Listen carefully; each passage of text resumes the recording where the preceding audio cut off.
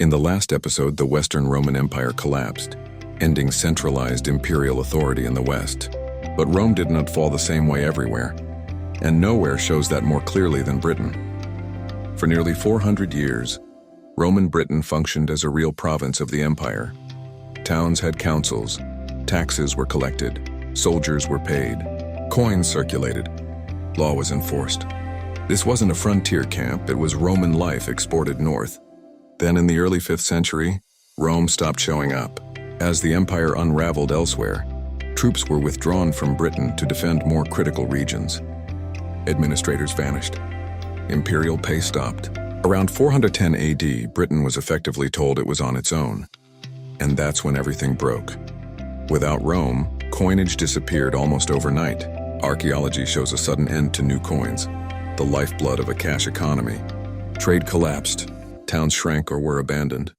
Roads went unrepaired. Courts stopped functioning because there was no authority left to run them. This wasn't decline, it was collapse. Roman Britain had never learned to govern itself. Power flowed downward from the empire. When that pipeline shut off, there was nothing underneath to replace it.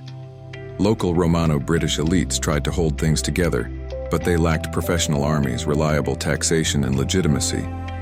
Cities, the backbone of Roman rule, emptied out as people fled to the countryside for survival.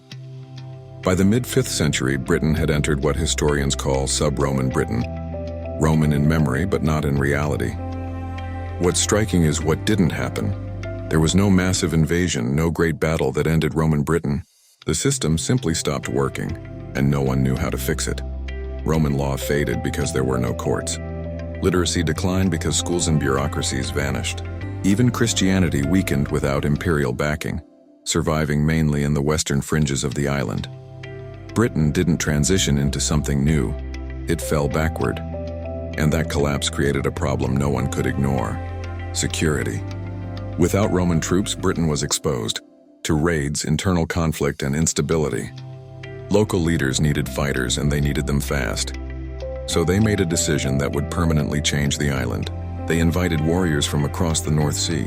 In the next episode, we'll follow that decision. How Saxon mercenaries became settlers, why Romano-British resistance failed, and how Britain's power vacuum invited the very forces that would replace Roman Britain entirely. If you enjoyed this trip down the rabbit hole, don't forget to like, share, and subscribe to Smart History for Dumb Times.